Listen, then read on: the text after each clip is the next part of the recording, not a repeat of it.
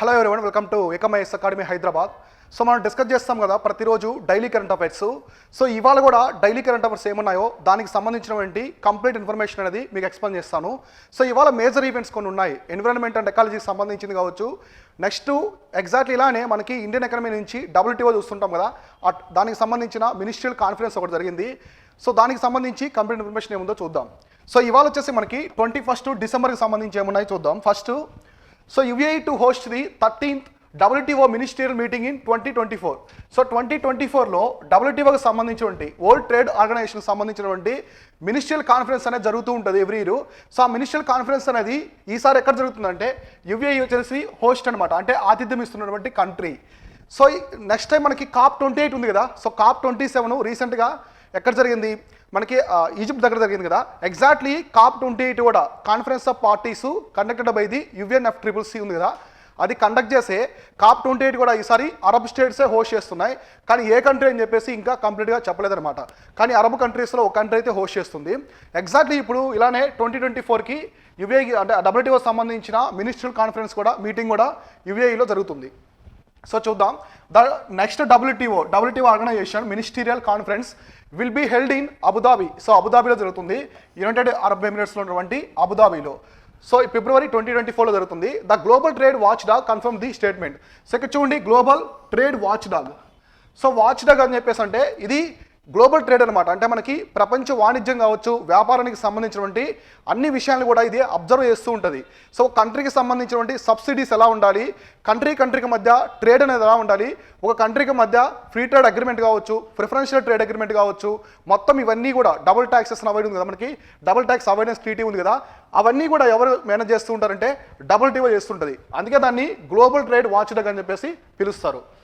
The UAE and Cameroon were both weighing the host the event and came to the informal agreement for Abu Dhabi to host the first one and Cameroon to do the next trade sources.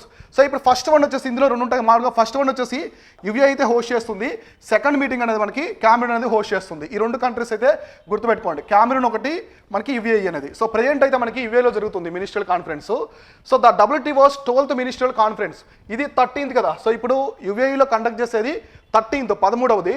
So already 12th ministerial conference అనేది ఎక్కడ జరిగిందంటే so స్విట్జర్లాండ్లోని జెనీవాలో జరిగింది. స్విట్జర్లాండ్లోని Geneva, ఇది వచ్చేసి WTO యొక్క హెడ్ క్వార్టర్స్, సో ప్రధాన కార్యాలయం. సో ప్రపంచ వాణిజ్య సంస్థ అంటారు.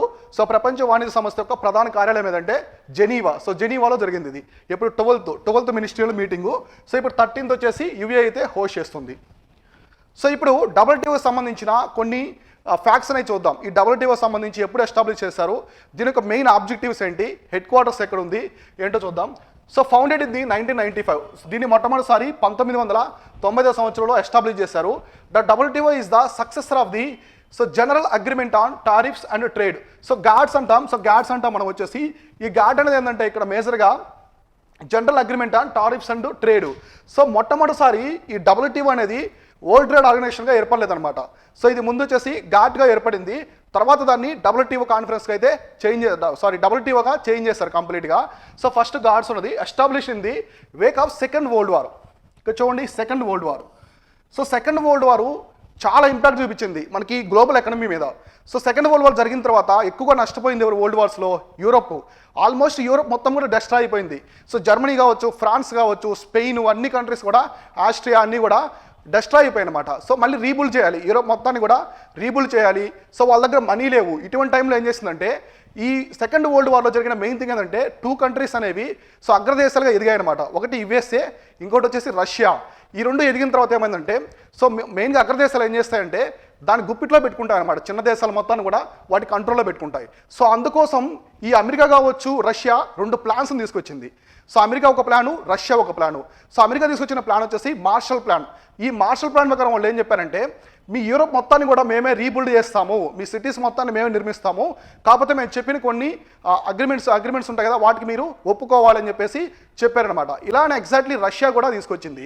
ఇట్లా మార్షల్ ప్లాన్ రష్యా తీసుకొచ్చిన తర్వాత ఈ యూరోప్ మొత్తం, వెస్ట్రన్ యూరోప్ మొత్తం కూడా అమెరికా చెప్పినటువంటి దాంట్లోనే జాయిన్ అయిపోయింది అనమాట మార్షల్ ప్లాన్లో. కొన్ని కంట్రీస్ మనకి USSR ఉంది కదా అప్పుడు, ఆ టైంలో రిమైనింగ్ కొన్ని కంట్రీస్ అయితే చాలా తక్కువ కంట్రీస్ రష్యా చెప్పినటువంటి ప్లాన్లో జాయిన్ అయ్యాయి. కానీ ఇండియా అలాంగ్ విత్ ఈజిప్ట్ కొన్ని కంట్రీస్ ఉన్నాయి కదా, అవి ఏ కంట్రీస్లో జాయిన్ అవ్వలేదు అనమాట, వాటిని థర్డ్ కంట్రీస్ అంటారు. మనకి నాన్ అలైన్మెంట్ మూమెంట్ ఉంది కదా, అట్లా అలీనోద్యమం అంటారు. ఎగ్జాక్ట్లీ దాంట్లో కొన్ని కంట్రీస్, సో నెహ్రూ వచ్చేసి చాలా తెలివిగా ఆలోచించి ఇట్లా రష్యా కానీ ఇలా అమెరికా కానీ రెండు దిక్కుల జాయిన్ అవ్వదు, రెండు ప్లేసెస్లో కూడా వాళ్ళు ప్లాన్ అది తీసుకోలేదు. సో ఇట్లా కొన్ని కంట్రీస్ మిగిలిపోయాయి. సో ఈ టైంలో ఎగ్జాక్ట్లీ మనకి సెకండ్ వరల్డ్ వార్ తర్వాత దేశాల మధ్య కోఆపరేషను, ఇంటిగ్రేషన్ కావచ్చు, తర్వాత ట్రేడ్ అండ్ కామర్స్ అనేది పర్ఫెక్ట్గా ఉండాలి, ఎటువంటి బ్యారియర్స్ ఉండకునే ఉద్దేశంతోనే ఈ గాడ్స్ అనే దాన్ని తీసుకొచ్చారు. తర్వాత WTO is run by it's 164 members. So మొత్తం వచ్చేసి ఇందులో 164 మెంబర్స్ ఉంటాయి. కానీ మనకి యుఎన్ఓలో ఐక్యరాజ్య సమితిలో 192 మెంబర్స్ ఉంటాయి. ఇక్కడ ఓన్లీ 164 మెంబర్స్ అయితే ఉంటాయి. సో హెడ్ క్వార్టర్స్ తెలుసు కదా, జెనీవా. సో జెనీవా వచ్చేసి స్విట్జర్లాండ్లో ఉంటుంది. So headquarters. So WTO is the only international organisation that deals with the rules of trade between countries. So ఇక్కడ చూడండి, ట్రేడ్ బిట్వీన్ కంట్రీస్ అంటే దేశాల మధ్య జరిగే వ్యాపారం లేదా వాణిజ్యం అంటాం కదా, ఈ వ్యాపారం ట్రేడ్ అండ్ కామర్స్ సంబంధించి మన గ్లోబల్ లెవెల్లో ఏ ఆర్గనైజేషన్ కూడా ఉండదన్నమాట. The only organisation so managed global trade వచ్చేసి WTO మాత్రమే. ఇది మాత్రమే మొత్తం దానికి సంబంధించిన రూల్స్ అండ్ అగ్రిమెంట్స్ కావచ్చు, ట్రీటీస్ కావచ్చు, అన్నీ కూడా WTO అని తీసుకొస్తుంది. తర్వాత it's aim to promote the free trade. So అసలు మెయిన్ ఆబ్జెక్టివ్ ఏంటి, WTO యొక్క మెయిన్ ఆబ్జెక్టివ్, మెయిన్ లక్ష్యం ఏంటి, ఆశయాలు ఏంటో చూద్దాం. So it is aim to promote the free trade. So first వచ్చేసి ఫ్రీ ట్రేడ్ని ప్రమోట్ చేయాలి, which is done through the trade agreements that are discussed and signed by the member countries. So ఇక్కడ మెంబర్ కంట్రీస్ అన్ని sign చేసుకొని free trade జరగాలి.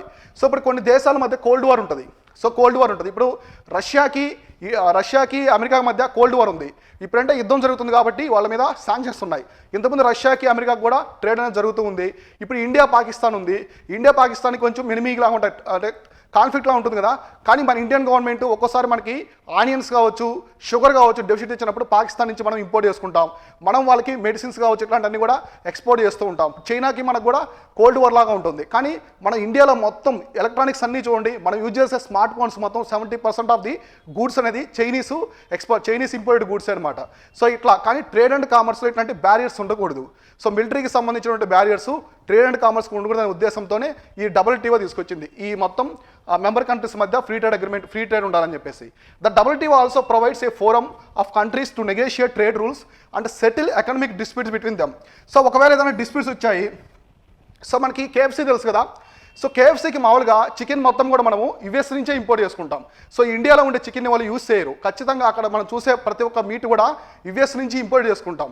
ఆ case ఒకసారి ఇండియాకి అమెరికా మధ్య ఒక చికెన్కి సంబంధించిన ఒక కేసు జరిగింది, ఎగ్జాక్ట్లీ WTO సంబంధించింది. ఆ కేసులో ఇండియా అనేది ఓడిపోయింది. ఎందుకంటే ఇండియా ఏం చెప్పిందంటే మేము డొమెస్టిక్గానే తీసుకుంటాము మీట్ మొత్తం అని చెప్పేసి వాళ్ళు చెప్పారనమాట. కానీ వాళ్ళు ఏం చెప్పారంటే మా కంపెనీకి సంబంధించినటువంటి క్వాలిటీ కావచ్చు ఇదంతా, సో ఇండియా మీట్లో మాకు దొరకదు, అందువల్ల వచ్చేసి కంప్లీట్గా మేము ఇక్కడి నుంచే ఎక్స్పోర్ట్ చేసుకుంటాం, ఇండియాకి ఇంపోర్ట్ చేస్తామని చెప్పేసి చెప్పారు. ఇట్లా కేసెస్ అనమాట. ఏదైనా డిస్ప్యూట్స్ ఉన్నా కూడా ఆ కంట్రీకి సంబంధించి WTOనే మొత్తం వాటిని సాల్వ్ చేస్తుంది. ఇప్పుడు మనకి ICJ ఉంది కదా, international court of justice. So మనకి కులభూషణ్ యాదవ్ చిక్కాడు, అతను వచ్చేసి గూఢాచారం అని చెప్పేసి పాకిస్తాన్ వాళ్ళు అరెస్ట్ చేస్తారు కదా. సో దానికి సంబంధించి కేసు ఎక్కడ జరిగింది, ICJలో జరిగింది, ఇంటర్నేషనల్ కోర్ట్ ఆఫ్ జస్టిస్లో. అంటే మనకి న్యాయ సంబంధమైనటువంటి కేసులు ICJలో ఎలా జరుగుతాయో ట్రేడ్ అండ్ కామర్స్ సంబంధించిన థింగ్స్ కూడా WTOలోనే జరుగుతాయి. ఇదొకటి గుర్తుపెట్టుకోండి. సో మేజర్గా ఇక్కడ థింగ్ వచ్చేసి WTO. సో WTO అనేది డంకెల్ డ్రాఫ్ట్ అని చెప్పేసి ఒకటి ఉంటుంది. సో డంకెల్ డ్రాఫ్ట్, ఈ డంకెల్ డ్రాఫ్ట్ రెజల్యూషన్ తర్వాత ఈ గాడ్స్ వచ్చేసి కంప్లీట్గా WTO తీసుకొచ్చారనమాట. దీనికి రౌండ్స్ అనేవి జరుగుతూ ఉంటాయి. రౌండ్స్ అంటే మీటింగ్స్ అనమాట. ఎవ్రీ ఇయర్ జరిగే వాటిని రౌండ్స్నే మీటింగ్స్ అంటారు. ఆ వర్డ్ గుర్తుపెట్టుకోండి. రౌండ్స్ అనేది దేనికి సంబంధించిందంటే it's belongs to the WTO. So next current event వచ్చేసి చాలా ఇంపార్టెంట్. గత 3 months నుంచి ఇది కరెంట్ ఈవెంట్స్లో వస్తూనే ఉంది దీనికి సంబంధించి ఏదో ఒకటి. సో లాస్ట్ 2 months బ్యాక్ ఈ కరెంట్ ఈవెంట్ ఎందుకు వచ్చిందంటే, ఈ వరల్డ్ హెరిటేజ్ సైట్స్ ఉన్నాయి కదా, వరల్డ్ హెరిటేజ్ సైట్ ఇండియాలో మొత్తం 40 ఉన్నాయి, 40 ఉన్నాయి. సూపర్ క్లబ్ 40 అంటారు. ఈ 40 కాకుండా మనకి ప్రపంచంలో చాలా ఉన్నాయి వరల్డ్ హెరిటేజ్ సైట్స్. వాటిలో ఉన్నటువంటి వన్ ఆఫ్ ది నేచర్ అంటే మనకి న్యాచురల్గా కొన్ని ఉంటాయి కదా, మనకి ఇండియాలో కాంచనజంగా కావచ్చు, నందాదేవి ఇట్లా ఉన్నాయి కదా, వెస్ట్రన్ ఘాట్స్ ఈ విధంగా. అలానే ఉన్నటువంటి దాంట్లో గ్రేట్ బ్యారియర్ రీఫ్ అనమాట. సో గ్రేట్ బ్యారియర్ రీఫ్ అనేది చాలా చాలా important one, biggest coral reef in the world. So మన ప్రపంచంలోనే అతిపెద్ద కోరల్ రీఫ్ ఏదంటే గ్రేట్ బ్యారియర్ రీఫ్. ఇది ఎక్కడుందంటే మనకి ఆస్ట్రేలియా దగ్గర ఉంటుంది. ఎగ్జాక్ట్లీ మనకి ఆస్ట్రేలియాకి వెస్ట్ సైడ్ అయితే ఉంటుంది. సో దీని గురించి ఫ్యాక్ట్స్ చూద్దాం. ఇది గత 2 months నుంచి న్యూస్లో ఎందుకుందంటే, ఈ వరల్డ్ హెరిటేజ్ సైట్స్లో ఉండే గ్రేట్ బ్యారియర్ రీఫ్ అనేది డేంజరస్ లిస్ట్లో యాడ్ చేశారు. వరల్డ్ హెరిటేజ్ సైట్లో ఉండే కొన్ని ఉంటాయి కదా ఇప్పుడు వరల్డ్ హెరిటేజ్ సైట్లో, అవేమన్నా డేంజర్ సిచ్యువేషన్కి దగ్గరగా ఉంటే వాటిని తీసుకొచ్చేసి డేంజర్ లిస్ట్కి యాడ్ చేస్తారు. డేంజర్ లిస్ట్కి యాడ్ చేశారంటే వాటి మీద కొంచెం స్పెషల్ ఫోకస్ అనేది పెడతారనమాట. యునెస్కో కావచ్చు, ఇవన్నీ కూడా ఆ దేశాలు కూడా. ఇప్పుడు ఎగ్జాక్ట్లీ చూద్దాం దీనికి సంబంధించి. Scientist who are working on a Great Barrier Reef have succeeded in the testing of new method for freezing and storing coral larva. So చూడండి, సో లార్వా అంటే ఏంది? ఇప్పుడు మనం సీతాకోక చిలుకుంది కదా, బటర్ఫ్లై. సో బటర్ఫ్లై ఎవాల్యుయేషన్ కంటే ముందు లార్వాగా ఉంటుంది. సో లార్వా నుంచి కంప్లీట్గా బటర్ఫ్లై అనేది ఎవాల్యుయేషన్ అవుతుంది. ఎగ్జాక్ట్లీ అలానే ఈ కోరల్ రీఫ్ కూడా లార్వా స్టేజ్లో ఉండి తర్వాత మనకి కంప్లీట్గా కోరల్ రీఫ్లోకి ఎవాల్యుయేషన్ అవుతుంది అనమాట. సో ఇక్కడ సైంటిస్ట్ ఏం చేస్తారంటే ఈ కోరల్స్ ఉన్నాయి కదా, కోరల్స్ అన్నీ కూడా చనిపోతాయి అనమాట. ఎప్పుడు చనిపోతాయంటే మీకు ఒక ఇమేజ్ చూపిస్తాను చూడండి. సో మామూలుగా ఇవి వచ్చేసి కోరల్ రీఫ్స్. ఇక్కడ చూడండి, కోరల్ రీఫ్స్ చాలా కలర్ఫుల్గా ఉంటాయి, చాలా అట్రాక్టివ్గా ఉంటాయి. ఎంతవరకు ఉంటాయంటే అట్రాక్టివ్గా అవి హోస్ట్ అనమాట. కోరల్ రీఫ్ అనేది హోస్ట్. అందులో ఒక పారాసైట్ లాగా జూజాంతర అని ఒకటి ఉంటుంది. సో జూజాంతలు ఏంటంటే జూజాంతలకి ఈ కోరల్ రీఫ్స్ అనేది ఒక ఆశ్రయం ఇస్తాయన్నమాట. ఇవి ఆశ్రయం ఇచ్చినందుకు వాటికి రుణం తీర్చుకోవాలి కదా, అందుకని చెప్పి జూజాంతలు ఏం చేస్తుందంటే వాటికి ఫుడ్ని ఇస్తుంది. ఆ ఫుడ్ ద్వారానే ఈ కోరల్ రీఫ్స్ అనేది కలర్స్ వస్తాయన్నమాట. కలర్స్ వచ్చేసి కోరల్ రీఫ్స్ అన్ని కూడా చాలా చాలా అట్రాక్టివ్ ఉంటాయి. ఎప్పుడైతే జూజాంతలు చనిపోతుందో ఆ కోరల్ రీఫ్స్కి ఫుడ్ అనేది సరిగా అందదు. ఫుడ్ సరిగా అందకపోవడం వల్ల కోరల్ బ్లీచింగ్ అనేది జరుగుతుందన్నమాట. అంటే మనకి గ్రీన్ కలర్ కావచ్చు, రెడ్ కలర్లో కనిపించి కోరల్స్ అన్నీ కూడా వైట్ కలర్లో మారిపోతాయి, అంటే చనిపోతాయి అనమాట. దాని వచ్చేసి కోరల్ బ్లీచింగ్ అంటారు. చాలాసార్లు అడిగారు యూపీఎస్సీలో ఈ కాన్సెప్ట్ మెయిన్స్లో. సో ఇప్పుడు చూద్దాం గ్రేట్ బ్యారియర్ రీఫ్ సంబంధించి. సో ఇప్పుడు వీళ్ళు ఏం చేస్తారంటే ఇప్పుడు జూజాంతర చనిపోతుంది అనుకోండి. సో చనిపోయే స్టేజ్లో ఉన్నప్పుడు ఈ కోరల్ రీఫ్ కోరల్ బ్లీచింగ్కి వెళ్ళిపోద్ది. కోరల్ బ్లీచింగ్ స్టేజ్కి వెళ్ళిపోయిందంటే ఆటోమేటిక్గా చనిపోయినట్టే. ఆ చనిపోకుండా వీళ్ళు ఏం చేస్తున్నారంటే ఆ కోరల్ లార్వాస్ ఉంటాయి కదా, వాటిని ఫ్రీజ్ చేస్తున్నారు. అంటే 0 degrees కంటే తక్కువలో తీసుకెళ్ళి వాటిని స్టోర్ చేస్తున్నారు అనమాట. సో ఎగ్జాక్ట్లీ స్టోర్ చేసి మళ్ళీ వాటిని ఎవాల్యుయేషన్ చేస్తారు. ఎప్పుడు దాని మీద ఎన్విరాన్మెంట్ పరంగా ఎటువంటి హాని లేనప్పుడు, హార్మ్ఫుల్నెస్ ఎటువంటి యాక్టివిటీస్ లేనప్పుడు మళ్ళీ వాటిని తీసి ఎవాల్యుయేషన్ ప్రాసెస్లోకి తీసుకొస్తారు. The newly developed so cryomesh, ఈ వర్డ్ గుర్తుపెట్టుకోండి, కరెంట్ అఫైర్స్ ఉంది cryomesh. So cryomesh technology enables the storage of the coral larva at the -190 degrees centigrade. So అంటే ఆల్మోస్ట్ -320.8 degrees ఫారెన్హీట్ అనమాట.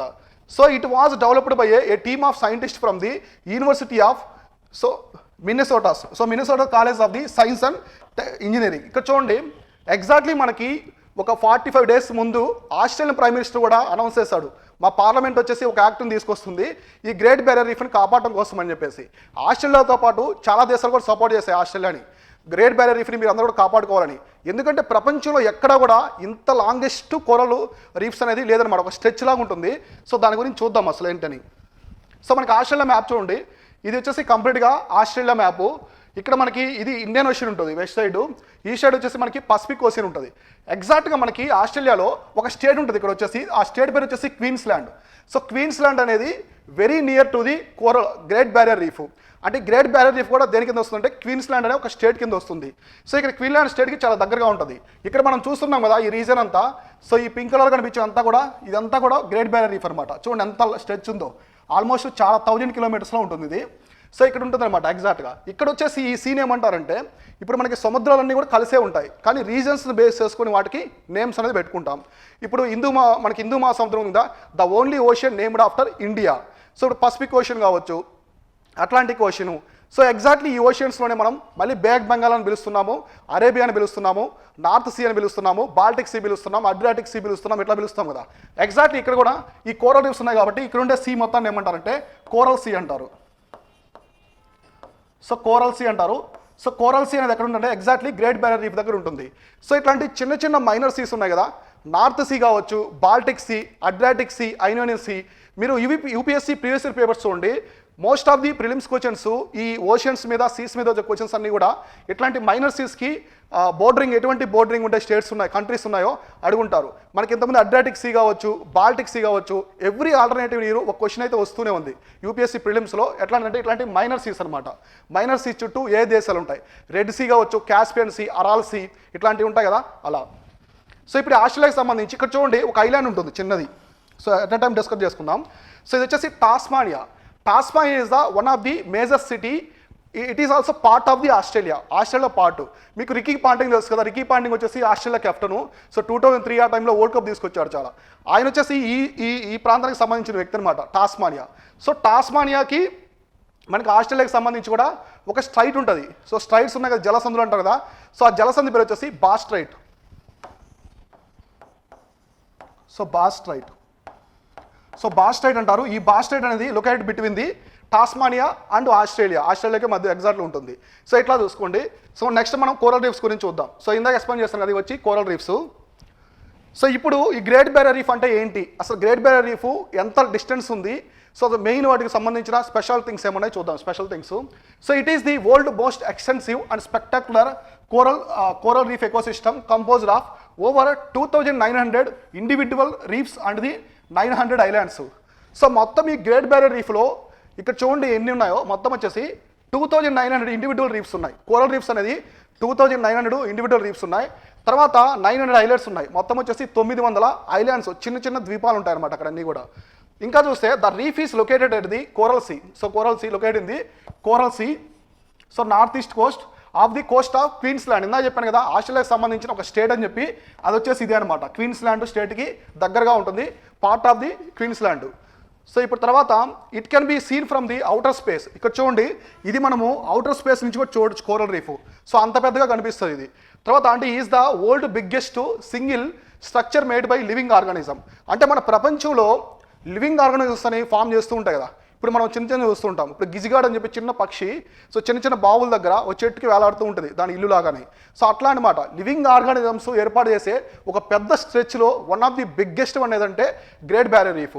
సో ఇంకా చూస్తే దీనికి సంబంధించి the reef structure is composed and built by billions of tiny organisms. So అంత పెద్ద స్ట్రెచ్ని ఏర్పాటు చేయాలంటే అందులో బిలియన్స్ ఆఫ్ ఆర్గానిజమ్స్ అనేవి ఖచ్చితంగా ఉంటాయి. So known as the coral polyps. వీటి మొత్తాన్ని ఏమంటారంటే కోరల్ పాలిప్స్ అంటారు. These polyps have microscopic algae called the zooxanthellae. So ఇందా చెప్పాను కదా జూజాంతలు అని చెప్పేసి ఇదనమాట. సో దీనికి ఏదంటే సింబయాటిక్ రిలేషన్షిప్. ఇందా చెప్పాను కదా సింబయాటిక్ రిలేషన్షిప్ అంటే సో ఒక హోస్ట్ ఉంటుంది, సో ఒక పారాసైట్ ఉంటుంది. సో ఈ పారాసైట్ ఏం చేస్తుందంటే ఈ హోస్ట్లో వచ్చేసి ఆశ్రయం తీసుకుంటుంది, కానీ దాన్ని హామ్ చేయదు, ఎటువంటి హామ్ చేయదు, దాన్ని చంపదు. సో మనకి ఎకాలజీ ఎన్విరాన్మెంట్లో సో రిలేషన్షిప్ చూస్తాం కదా మనం వచ్చేసి పారాసైటిజం కావచ్చు, ప్రెడేటర్. ఇప్పుడు ప్రెడేటర్షిప్ ఉంది. ప్రెడేటర్ అంటే ఏంటి, సో ప్రెడేటర్ అంటే ఒక సింహం వచ్చేసి ఒక జింకను చంపేసింది అనుకోండి, ఇక్కడ ఏమవుతుంది ఒక ఆర్గానిజము ఇంకొక ఆర్గానిజం చంపేస్తుంది, కానీ ఇది బెనిఫిట్ అవుతుంది, సింహం అనేది బెనిఫిట్ అవుతుంది.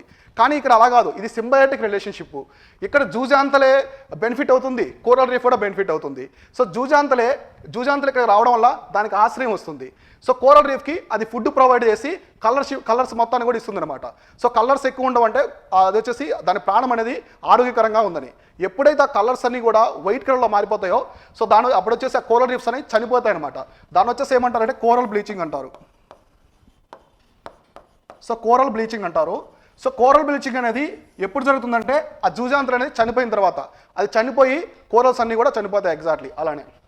తర్వాత the corals and the algae have mutualistic. So mutualistic అంటే మ్యూచువల్ కోఆపరేషన్ అని. So it was selected as the world heritage site in the 1981. So 1980వ సంవత్సరంలో ఈ గ్రేట్ బ్యారియర్ రీఫ్కి యునెస్కో వాళ్ళు వరల్డ్ హెరిటేజ్ సైట్స్ అని చెప్పేసి గుర్తింపు ప్రపంచ వారసత్వ గుర్తింపు అనేది ఇచ్చారు. వరల్డ్ హెరిటేజ్ సైట్ అని చెప్పేసి దీనికి ఇచ్చారు. ఇది వచ్చేసి కంప్లీట్గా దానికి సంబంధించినటువంటి ఇన్ఫర్మేషన్. సో నెక్స్ట్ సైట్ ఏముందో, నెక్స్ట్ మనకు వచ్చేసి ఈవెంట్ ఏముందో చూద్దాం. కళ్యాణి ఫెర్రస్టా అని చెప్పేసి ఒక స్టీల్కి సంబంధించి తీసుకొచ్చారు మన ఇండియన్ గవర్నమెంట్, అదేంటో చూద్దాం. సో ఇది గ్రీన్ స్టీల్ అనమాట. ఇప్పటివరకు మన ఇండియాలో లేదు, మొట్టమొదటిసారి ఇప్పుడే తీసుకొచ్చారు. So union steel minister Jyotiraditya Scindia has launched India's first green steel. So ఇండియాకి సంబంధించిన మొట్టమొదటి గ్రీన్ స్టీల్ బ్రాండ్ అయితే తీసుకొచ్చారు. దాని పేరే కళ్యాణి ఫెర్రస్టా. సో ఎఫ్ఈ అంటే ఐరన్కి సంబంధించింది కదా. సో ఎఫ్ఈ అనేది సైంటిఫిక్ నేమ్ కదా, ఫెర్రస్ అని. సో అట్లా ఫెర్రస్టా అని చెప్పి తీసుకొచ్చారు. ఈ న్యూఢిల్లీ తీసుకొచ్చారు దీన్ని మొట్టమొదటిసారి అనమాట. ఇండియాలో ఇప్పటివరకు గ్రీన్ స్టీల్ అనేదే లేదు. గ్రీన్ స్టీల్ అంటే ఏంటి, మొట్టమొదటిసారి ఏ దేశం తీసుకొచ్చింది, సో ఎక్కడ ఏ కంపెనీ యూజ్ చేసిందో అవన్నీ కూడా చెప్తాను నేను. So the first of its kind steel was been manufacturing by a Pune based steel company Kalyani group. So మన ఇండియాలో పూణేలో ఉన్నటువంటి కళ్యాణ్ గ్రూప్ మొట్టమొదటిసారి ఈ గ్రీన్ స్టీల్ని అయితే తీసుకొచ్చింది అనమాట ఇండియాలో. By using renewable energy sources living zero carbon foot prints in the environment. So ఇక్కడ చూడండి వాళ్ళన్నీ కూడా రీఎనబుల్డ్ ఎనర్జీ రిసోర్సెస్నే యూజ్ చేశారు. ఎగ్జాక్ట్లీ జీరో కార్బన్ ఎమిషన్స్ని ఎమిట్ చేశారు, అంటే ఎటువంటి కార్బన్ ఎమిషన్స్ చేయకుండా తీసుకొచ్చారు. సో గ్రీన్ స్టీల్ కావచ్చు, గ్రీన్ బాండ్స్ కావచ్చు, గ్రీన్ ప్రాజెక్ట్స్ కావచ్చు, ఇలాంటి ఏదైనా సరే గ్రీన్ అనే ఒక వర్డ్ ఉందంటే దాని అర్థం ఏంటంటే అవి ఎన్విరాన్మెంట్కి ఎలాంటి హాని చేయవన్నమాట. ఎన్విరాన్మెంట్కి ఎలాంటి హాని చేయకుండా ఆ ప్రాజెక్ట్స్ కావచ్చు వాటిని తీసుకొచ్చారంటే వాటిని వచ్చేసి గ్రీన్ అంటారు. ఇప్పుడు కూడా ఏం చేస్తారు, ఈ స్టీల్ కంపెనీస్ గ్రీన్ స్టీల్ని తయారు చేస్తున్నాయి. అంటే ఏంటి, ఎటువంటి ఎమిషన్స్ని తీసుకురావు, ఎలాంటి ఫాజిల్ ఫ్యూయల్స్ని కూడా యూజ్ చేయరనమాట. సో ఇప్పుడు చూద్దాం దానికి సంబంధించి. సో చూడండి ఇప్పుడు చెప్పాను కదా, green steel is manufacturing steel without use of the fossil fuels. Fossil fuels అంటే శిలాజీ ఇంధనాలు. శిలాజీ ఇంధనాలు అంటే మనకి పెట్రోలియం కావచ్చు, నెక్స్ట్ కోల్ కావచ్చు, అంటే మనకి భూమి లోపల ఏర్పడతాయి కదా ఫాజిల్స్ ద్వారా ఇట్లా. So this new phenomenon is about the steel by using low carbon energy sources such as the hydrogen. ఇక్కడ చూడండి ఏమి యూజ్ చేస్తారంటే hydrogen, coal gasification or electricity instead of traditional carbon intensive manufacturing route of the cold fired plants. అంటే మనకి ఫ్యాక్టరీలలో ఎక్కువగా మన ఇండియాలో ఉన్నటువంటి ఫ్యాక్టరీలు ఎక్కువగా బొగ్గును మండిస్తారు. సో బొగ్గును మండించే స్టీల్ ప్లాంట్స్ కావచ్చు, ఇవన్నీ కూడా ఇప్పుడు మనకి వైజాగ్ స్టీల్ ప్లాంట్ ఉంది. సో వైజాగ్ స్టీల్ ప్లాంట్కి ఎందుకు అమ్మేస్తున్నారు వైజాగ్ స్టీల్ ప్లాంట్? మేజర్గా దానికి ఓన్ మైన్స్ లేవు. సో మన ఇండియాలో ఉండే చాలా స్టీల్ ప్లాంట్కి ఓన్ మైన్స్ ఉన్నాయి, కానీ వైజాగ్కి ఓన్ మైన్స్ లేవు. మన ఛత్తీస్గఢ్లో ఉన్నటువంటి బైలాడీలా మైన్స్ నుంచి ఐరన్ ఓర్ అనేది బై చేసి కొని స్టీల్ అనేది తయారు చేస్తాం. సో ఇప్పుడు ఓన్ మైన్స్ లేకపోవడం వల్ల నష్టాల్లో ఆటోమేటిక్గా వెళ్ళిపోతుంది. సో నెక్స్ట్ ఇప్పుడు వైజాగ్ స్టీల్ ప్లాంట్కి ఎంత కోల్ అవసరం? సో స్టీల్ తయారు చేయాలంటే ఖచ్చితంగా ఉండాల్సిన రా మెటీరియల్స్ ఏంటంటే మనకి ఐరన్ ఓర్ కావచ్చు, కోల్ కావచ్చు, లైమ్ స్టోను, వాటరు, ఈ 4 ఎలిమెంట్స్ అనేవి చాలా ఇంపార్టెంట్.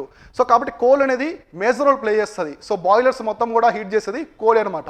ఇక్కడ ఏం చేస్తారు వీళ్ళు, కోల్ ఫైర్ చేయకుండా ఇటువంటి గ్యాసిఫికేషన్, కోల్ గ్యాసిఫికేషన్ ఒకటి, తర్వాత హైడ్రోజన్ ద్వారా మండించారనమాట. దీని ద్వారా ఏమవుతుంది, ఎటువంటి carbon emissions Rao.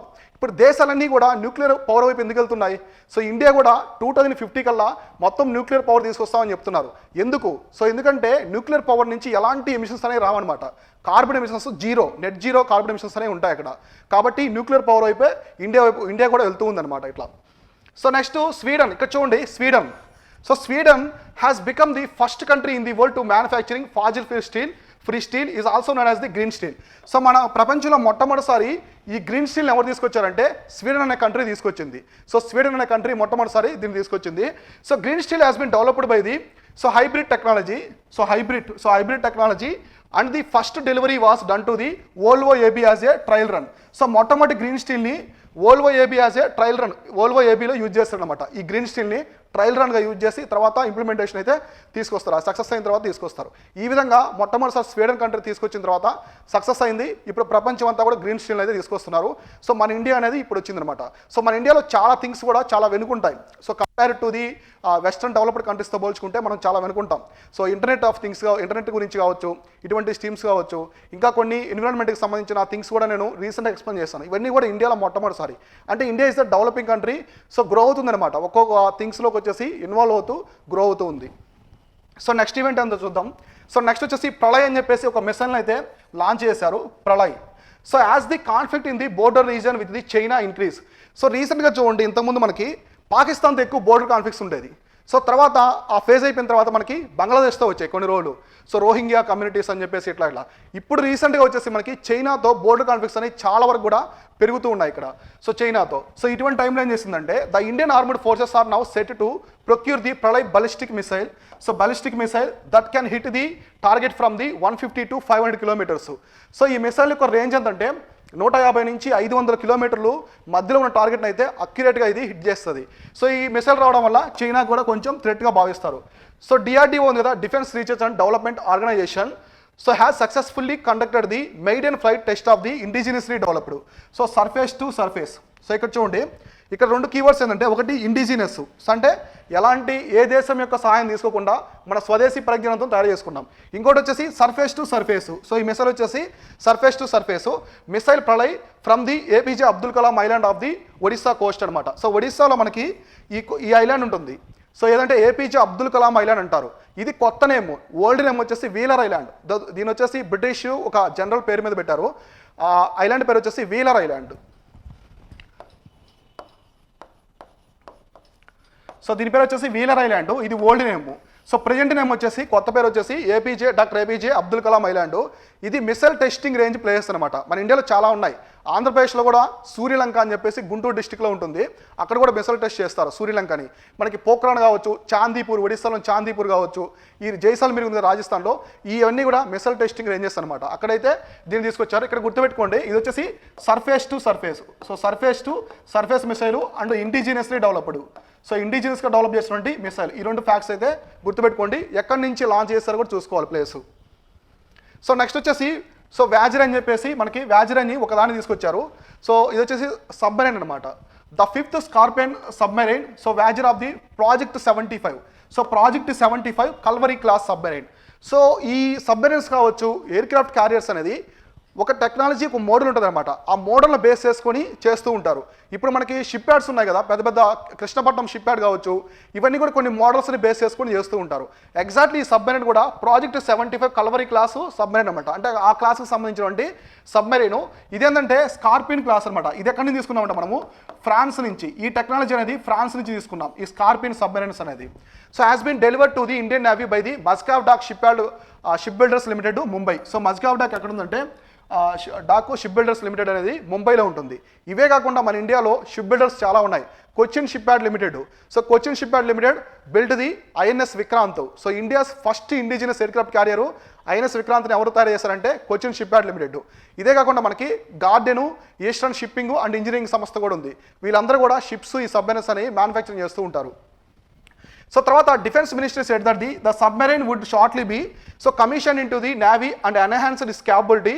The project 75 includes the indigenous construction of 6 submarines of the Scorpion design. So ఇందులో మొత్తం వచ్చేసి 6 ఉన్నాయి. ఆల్రెడీ ఈ 6 గురించి నేను ఒక 15 days బ్యాక్ కరెంట్ ఈవెంట్స్లో మొత్తం లిస్ట్ అవుట్ ఇచ్చాను క్లారిటీగా. ఆ 6 సబ్మెరైన్స్ ఏమున్నాయని చెప్పేసి అవి చూడండి. ఇది వచ్చేసి ఐఎన్ఎస్ వ్యాజర్ అని చెప్పేసి రీసెంట్గా అయితే తీసుకొచ్చారు, ఇండియన్ నావల్ సర్వీస్ సంబంధించినటువంటి. సో ఇది వచ్చేసి దానికి సంబంధించిన ఇమేజ్. మేక్ ఇన్ ఇండియాలో పార్ట్గా దీన్ని అయితే తీసుకొచ్చారు. సో నెక్స్ట్ వచ్చేసి సో చూడండి, సో అభిగాలి కినోకి కేకులకి. సో కేకులకి కావన్ నాకావ్. సో కావన్ నాకావ్ అని చెప్పేసి ఒక ఆమె అనమాట, రీసెంట్గా చనిపోయింది. సో ఈ ఎందుకు చనిపోయి ఎవరంటే హవాయి ప్రిన్సెస్. ఇక్కడ గుర్తుపెట్టుకోండి. సో ఇది మనకి కరెంట్ ఈవెంట్స్లో అంత ఇంపార్టెంట్ కాకపోవచ్చు, కానీ జాగ్రఫీ పరంగా చాలా ఇంపార్టెంట్ హవాయి ఐలాండ్స్. సో అందుకే దీన్ని నేను ఇక్కడ యాడ్ చేశాను. హవాయి ప్రిన్సెస్ ఈమె లీనేజ్ అనమాట. అంటే హవాయి ఐలాండ్స్లో చాలా కాలం నుంచి ఉన్నటువంటి లీనేజ్లో మనకి ఎలిజబెత్ చనిపోయారు కదా, ఎలిజబెత్, అలానే ఈమె కూడా క్వీన్ అనమాట, అక్కడ చనిపోయింది. ఇక్కడ చూడండి, ఈ థింగ్స్ అన్ని కూడా పక్కన పెట్టేస్తే, సో ఇవన్నీ ఫ్యాక్ట్స్ పక్కన పెట్టేస్తే ఇక్కడ ఒక రీజన్ చూడండి, హోనోలు అని చెప్పేసి ఒక రీజన్ ఉంది. సో హోనోలు రీజన్ అనేది హవాయి ఐలాండ్స్లో ఉంటుంది. Hawaii islands are administrate by the USA. Hawaii islands అనేది యుఎస్ఏకి సంబంధించినవి. వాళ్ళకి సంబంధించిన నావల్ బేస్ కూడా హవాయి ఐలాండ్స్లో ఉంటాయి. రీసెంట్గా ఈ హోనోలు అనే ప్రదేశంలో మనకి ఇంటర్నేషనల్కి సంబంధించిన ఇంటర్నేషనల్ సునామీ ఉంది కదా. So international tsunami warning system అనేది ఇక్కడే ఉందన్నమాట. So international tsunami warning system. So మన ఇండియాలో ఎక్కడ ఉంది? మన ఇండియాలో నేషనల్ సునామీ వార్నింగ్ సిస్టమ్ ఎక్కడ ఉంది?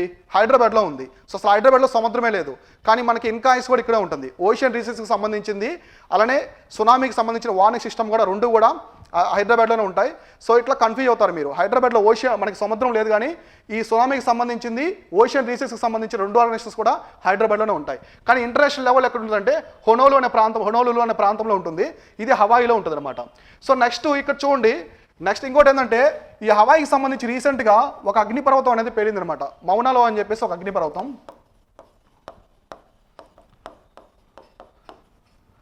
సో ఇది వచ్చేసి ప్రపంచంలోని అతిపెద్ద బిగ్గెస్ట్ యాక్టివ్ వోల్కానో, మన ఇండియాలో ఉన్నటువంటి అతిపెద్ద యాక్టివ్ వోల్కానో. ఇది వచ్చేసి అగ్నిపర్వతం. ఇది ఎక్కడుందంటే మనకి హవాయిలో ఉంది. ఆల్మోస్ట్ ఇది 1950s తర్వాత మొట్టమొదటిసారి ఇప్పుడే ఎరప్ట్ అయిందనమాట.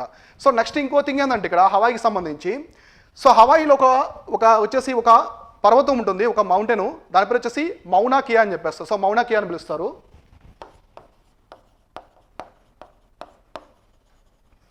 సో మౌనా కియా అనే ఒక పెద్ద పర్వతం ఉంటుంది.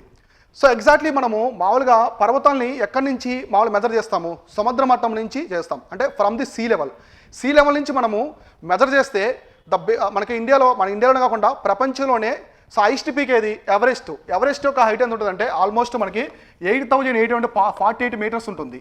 సో కానీ ఈ మౌనా కియా అనేది సముద్రంలో చాలా పాటు ఉందన్నమాట. ఎగ్జాక్ట్లీ ఇది ఎలా ఉంటుందంటే, సో మీకు ఒక ఇమేజ్ వస్తుంది చూడండి. ఫర్ ఎగ్జాంపుల్ ఇది మౌంట్ ఎవరెస్ట్ అనుకోండి, ఇది సీ లెవెల్ నుంచి. కానీ మౌనా కియా ఇలా ఉంటుందన్నమాట. సో అంటే ఇది 8,848 ఉంటే మౌనా కియా ఆల్మోస్ట్ 10,000 మీటర్స్ ఉంటుంది హైట్ అనేది. ఎక్కడి నుంచి అంటే అండర్ ఓషన్ నుంచి ఇంత హైట్ ఉంటుంది. కానీ ఇది సీ లెవెల్ నుంచి రైజ్ చేస్తే ఓన్లీ అప్రాక్సిమేట్లీ 4,000 మీటర్స్ మాత్రమే ఉందన్నమాట. సో ఇలా కాకుండా ఇంకోటి ఎగ్జాక్ట్లీ ఎలా ఉంటుందంటే ఒలంపస్ మౌన్స్ అంటారు. Olympus Mons is the highest peak in the our entire solar system. మన మొత్తం సౌర కుటుంబంలోని ఎత్తునటువంటి పీక్ ఏదంటే ఒలంపస్ మౌన్స్. ఇది ఏ ప్లాంట్ మీద ఉందంటే మార్స్ మీద ఉంది. ఇది ఆల్మోస్ట్ ఎవరెస్ట్ కావచ్చు, మనకి మౌనా కియా కంటే చాలా హైట్ ఉంటుంది. ఇది ఆల్మోస్ట్ మనకి 25,000 మీటర్స్ ఉంటుంది. 25,000 మీటర్స్ ఉంటుంది. దాని పేరు వచ్చేసి ఒలంపస్ మౌన్స్. సో ఒలంపస్ మోన్స్ ఇది ఎక్కడ ఉంటుందంటే మార్స్ అనమాట. సో అంగారక గ్రహం ఉంది కదా, సో అంగారక గ్రహం మీద ఉంటుంది. ఇది మొత్తం మన సౌర కుటుంబంలోనే వన్ ఆఫ్ హైయెస్ట్ పీక్ అనమాట. వన్ ఆఫ్ ది కాదు, బిగ్గెస్ట్ అంటే హైయెస్ట్ పీక్ ఇదే మన సౌర కుటుంబంలో మొత్తం కూడా. ఇవి చూసుకోండి. సో ఇక్కడ మేజర్గా హవాయి ఐలాండ్స్ అయితే అసలు వదలొద్దు. కరెంట్ ఈవెంట్స్లో గత 3 months నుంచి ఇది రొటేట్ అవుతున్నది, ఏదో ఒక న్యూస్ వస్తూనే ఉంది హవాయికి సంబంధించి. సో వాటి గురించి చూడండి. సో అందుకోసమే దీని అయితే ఈ కరెంట్ ఈవెంట్స్లో యాడ్ చేశాను. సో నెక్స్ట్ వచ్చేసి digital India awards 2022. So digital India awards 2022 ఇచ్చారు రీసెంట్గా. ఎవరికి ఇచ్చారు ఇక్కడ చూడండి. Under the smart cities mission, ministry of housing and urban affairs. So మనకి స్మార్ట్ సిటీస్ ఉన్నాయి కదా, ఇండియాలో 100 స్మార్ట్ సిటీస్ తీసుకోవాలనే ఉద్దేశం తీసుకొచ్చారు. అంటే అన్ని సౌకర్యాలు ఉండాలనే ఉద్దేశంతో. ఇది ఏ మినిస్ట్రీ కింద వర్క్ చేస్తుంది అంటే ministry of housing and urban affairs. So have own the platinum icon. So ఈ డిజిటల్ ఇండియా అవార్డ్స్ 2022లో స్మార్ట్ మిషన్కి అయితే ఈ అవార్డ్స్ అనేది ఇచ్చారనమాట. కంప్లీట్గా స్మార్ట్ సిటీస్ మిషన్ ఉందా దానికి అవార్డు ఇచ్చారు. సో డేటా స్మార్ట్ చూడండి, ఇనిషియేటివ్ వచ్చేసి data smart cities empowering the cities through data. ఇది వచ్చేసి దానికి సంబంధించిన కంప్లీట్ థీమ్ లాగా. The award was announced under the data sharing and use for the socio-economic development category. So ఈ ఏ కేటగిరీలో ఇచ్చారంటే ఈ స్మార్ట్ సిటీస్ మిషన్ అనే దానికి. So data sharing and use of the socio-economic development. So మన ఇండియాలో metropolitan cities అని ఉంటాయి. సో మెట్రోపాలిస్ సిటీస్ ఇవన్నీ ఉంటాయి కదా. నిజానికి Hyderabad is not a metropolitan city. So మన ఇండియాలో 4 cities మాత్రమే మెట్రోపాలిటన్ సిటీస్.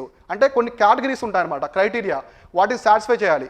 మన ఇండియాలో చెన్నై, కోల్కతా, న్యూఢిల్లీ, ముంబై ఈ 4 మాత్రమే మెట్రోపాలిటన్ సిటీస్. సో హైదరాబాద్ అనేది ఇంకా క్రైటీరియాని రీచ్ కాలేదన్నమాట. ఇట్లానే కాకుండా మనకు కొన్ని సిటీస్ ఉంటాయన్నమాట, మెట్రోపోలిస్ ఇట్లా కొన్ని సిటీస్ ఉంటాయి. ఈ సిటీస్లో మేజర్గా కొన్ని సిటీస్ ఎలా ఉంటాయంటే ఇప్పుడు మనకి ప్యారిస్ కావచ్చు, లండన్ కావచ్చు. ఇలా చూడండి, మీరు ఆ సిటీస్ ఉన్నాయి కదా, ఆ కంట్రీలో ఉన్న సిటీస్ అన్నీ కంపేర్ చేసుకుంటే వాటికంటే కూడా పాపులేషన్ కావచ్చు ఎక్కువ, బేస్ అనేది ఎక్కువ ఉంటుంది ఏది మిగతా సిటీస్కి. అలా ఇండియాలో ఏ సిటీ లేదు, ఏ సిటీ కూడా లేదనమాట. ఇప్పుడు మనకి ముంబై, కోల్కతా కలిపితే సో ఢిల్లీ కంటే పెద్దగా ఉంటాయి. అదే ఢిల్లీ, ముంబై కలిపామనుకోండి కోల్కతా కంటే పెద్దగా ఉంటాయి. కానీ లండన్ చూడండి, ఇంగ్లాండ్లో లండన్ చూడండి, లండన్లో ఉండే 5 cities కలిపినా కూడా లండన్ అంత రావనమాట. పాపులేషన్ పరంగా కావచ్చు, అర్బనైజేషన్ పరంగా కావచ్చు మొత్తం. ఇట్లా మన ఇండియాలో ఆ సిటీస్ అనేది లేదు. ఈ కాన్సెప్ట్ అనేది నెక్స్ట్ కరెంట్ ఈవెంట్లో యాడ్ చేస్తాను నేను, దాని గురించి మీకు క్లియర్గా ఎక్స్ప్లెయిన్ చేస్తాను. సో ఇవి వచ్చేసి ఇవాళ డైలీ కరెంట్ అఫైర్స్. రేపు ఇంపార్టెంట్ డైలీ కరెంట్ అఫైర్స్ ఉన్నాయి, ఒక్కొక్కటి క్లారిటీగా డిస్కస్ చేసుకుందాం. Thank you all.